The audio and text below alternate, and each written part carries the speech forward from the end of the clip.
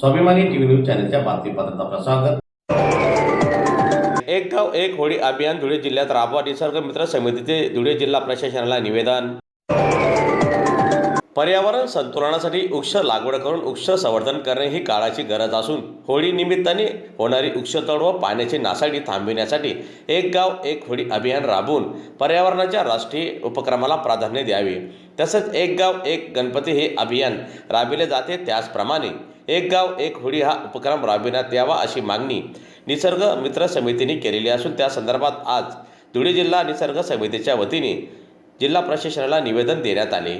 दरम्यान यावेळी निवेदन देण्यासाठी संस्थापक अध्यक्ष प्रेमकुमार अहिरे, प्रदेश सचिव संतोषराव पाटील, गिरीश भाऊ चौधरी, डी.बी. पाटील, सुनंद भांबरे आदी समितीचे पदाधिकारी उपस्थित होते। निसर्ग मित्र समिती राज्य महासचिव, महाराष्ट्र शासन, छत्रपती शिवाजी महाराज राज्यस्तरीय वनश्री पुरस्कार प्राप्त निसर्ग मित्र समिती महाराष्ट्र राज्य दरवर्षी आम्ही एक गाव एक होळी हे अभियान राबवतो आणि आजपर्यंत ते यशस्वी झालेलं आहे।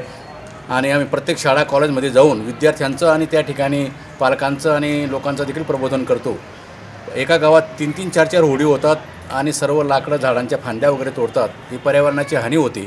त्यामुळे एक गाव एक होळी, गाव स्वच्छ करा, सर्व गाव स्वच्छ करून गावाचा परिसर स्वच्छ करून ती होळी तयार करायची आणि त्यामुळे एक वेगळा संदेश जातो आणि सर्व लोकांना हे पटलेलं आहे आणि त्याच्यातून स्वच्छता निर्माण होते हे देखील लोकांना पटलेलं आहे। आणि त्याचप्रमाणे दुसऱ्या दिवशी आपण धुलीवंदन साजरे करतो। धुलीवंदनमध्ये अनेक त्या ठिकाणी विषारी द्रव्ये, ते रंगामध्ये केमिकल असतं, त्यामुळे डोळ्यांना कानांना हानी होते आणि त्यामुळे आपल्या शरीराला देखील आपल्या त्वचेला देखील हानी होते आणि त्या ठिकाणी पाण्याची नासाडी होते। पाण्याची आजची बचत उद्याची निर्मिती होते हे देखील पटवतो आणि ते लोकांमध्ये अगदी जागृती झालेली आहे आणि त्यामुळे हा पर्यावरणाच्या दृष्टिकोनातून एक इको फ्रेंडली होळी ही अगदी त्या ठिकाणी दरवर्षी साजरी होते आणि त्यामुळे पर्यावरणाचा एक मोठी हानी त्या ठिकाणी वाचते आणि म्हणून सर्व स्तरावरून हे एक अभिनंदन होत आहे। आता आदरणीय आपले त्या ठिकाणी आदरणीय आपले धुळे जिल्ह्याचे जिल्हाधिकारी साहेब आणि त्याचप्रमाणे धुळे जिल्ह्याचे भूसंपादन अधिकारी उपजिल्हाधिकारी साहेब महादेवजी खेडकर यांना निवेदन दिलेलं आहे।